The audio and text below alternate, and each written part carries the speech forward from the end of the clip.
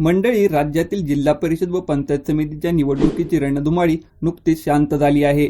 मात्र कृष्णाकाठचे राजकारण हे आता ऐन उन्हाळ्यात तापू लागलं आहे आणि याचं मुख्य कारण म्हणजे आगामी काळात होणारी कृष्णा सहकारी साखर कारखान्याची निवडणूक. आणि या निवडणुकीत शरद पवार यांच्या राष्ट्रवादीचे नेते आणि कृष्णा सहकारी साखर कारखान्याचे माजी अध्यक्ष अविनाश मोहिते यांनी कार्यकर्ता मेळावा घेत कृष्णेच्या मैदानात उतरले आहेत.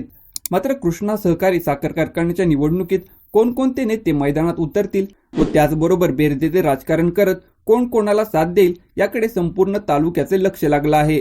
कृष्णा सहकारी साखर कारखान्याची सध्याची राजकीय स्थिती काय आहे आणि मागील निवडणुकीत नक्की काय झालं होतं या संदर्भात जाणून घेऊया या व्हिडिओमधून. नमस्कार, मी AP आणि तुम्ही पाहताय मुद्द्याचं बोला.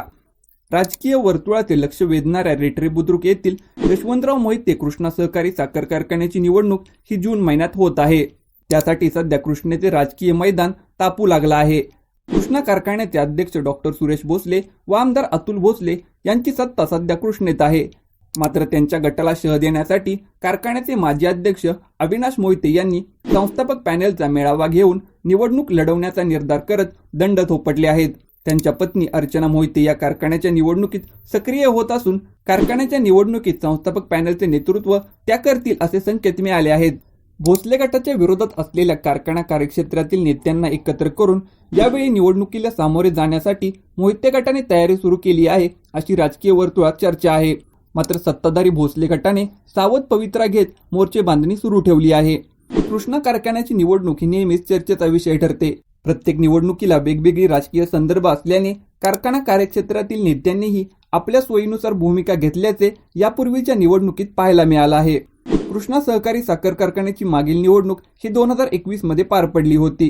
अध्यक्ष डॉक्टर सुरेश भोसले व विद्यमान आमदार डॉक्टर अतुल भोसले यांचे जयवंतराव भोसले सहकारी पॅनेल, कारखान्याचे माजी अध्यक्ष अविनाश मोहिते यांचे संस्थापक पॅनेल तर माजी अध्यक्ष इंद्रजित मोहिते यांचं रयत पॅनेल अशी तिरंगी लढत झाली होती. 3 पॅनेल होण्यापूर्वी माजी मुख्यमंत्री पृथ्वीराज चव्हाण यांनी सर्व विरोधकांना एकत्र आणून निवडणूक लढण्याचा प्रयत्न केला होता. मात्र त्यात पृथ्वीराज बाबांना काही यश आलं नव्हतं. त्यामुळे ही निवडणूक तिरंगी झाली. निवडणुकीत ॲडव्होकेट उदयसिंह पाटील उंडाळकर यांनी थेट भूमिका घेऊन अविनाश मोहिते यांच्या संस्थापक पॅनेलला साथ दिली होती. तर आमदार विश्वजित कदम हे इंद्रजित मोहिते यांच्या रयत पॅनेलच्या पाठीशी उभे राहिले होते. मात्र अविनाश मोहिते व इंद्रजित मोहिते यांच्यात मोठ्या प्रमाणात मतविभाजन झालं आणि या मतविभाजनाचा फटका दोन्ही मोहित्यांना बसला आणि भोसलेंना ही निवडणूक सुकर झाली. सत्ताधारी सुरेश भोसले यांच्या पॅनेलने निर्विवाद वर्चस्व राखत सर्वच्या सर्व 21 जागा जिंकल्या. त्यानंतर झालेल्या विधानसभा निवडणुकीतही अतुल भोसले हे कराड दक्षिणचे आमदार झाले. त्यामुळे भोसले गटाचा कारखाना कार्यक्षेत्रात मोठा संपर्क आहे. कृष्णा सहकारी साखर कारखान्याची निवडणूक ही जून महिन्यात होणार आहे. निवडणुकीसाठी अवघे 3 महिने राहिले आहेत. त्यामुळे सध्या राजकीय रण तापू लागला आहे. कृष्णा कारखान्याच्या कार्यक्षेत्रातील संस्थापक पॅनेलचा मेळावा माजी अध्यक्ष अविनाश मोहिते यांच्या उपस्थितीत मागील काही दिवसात पार पडला. त्यात कारखान्याच्या निवडणुकीत ताकदीने मैदानात उतरण्याचा निर्धार त्यांनी केला आहे. यावेळी अविनाश मोहिते यांच्या पत्नी अर्चना मोहिते यांनी ज्या विश्वासाने आजवर संस्थापक पॅनेलला सर्व सभासदांनी अविनाश मोहिते यांना साथ दिली, ऐतिहासिक सत्तांतर घडवलं, ते प्रेम, विश्वास व खंबीर साथीची यापुढे अपेक्षा करते असे भावनिक आवाहन करून कारखान्याच्या निवडणुकीत सक्रिय होत असल्याचे संकेत दिले आहेत. कृष्णा सहकारी साखर कारखान्याच्या निवडणुकीत पृथ्वीराज चव्हाण, इंद्रजित मोहिते, उदयसिंह पाटील उंडाळकर आणि विश्वजित कदम हे नेते काय भूमिका घेणार याकडे देखील लक्ष लागून राहिलं आहे. नुकत्याच झालेल्या जिल्हा परिषद व पंचायत समितीच्या निवडणुकीत दोन्ही राष्ट्रवादी काही ठिकाणी एकत्र लढल्याचे पाहायला मिळालं होतं. मात्र कृष्णेच्या होमपिचवर रेटरेगन व गटात दोन्ही राष्ट्रवादी स्वतंत्र लढल्या होत्या. तर काँग्रेसने देखील शरद पवार यांच्या राष्ट्रवादीला साथ देत काही ठिकाणी उमेदवार दिले होते.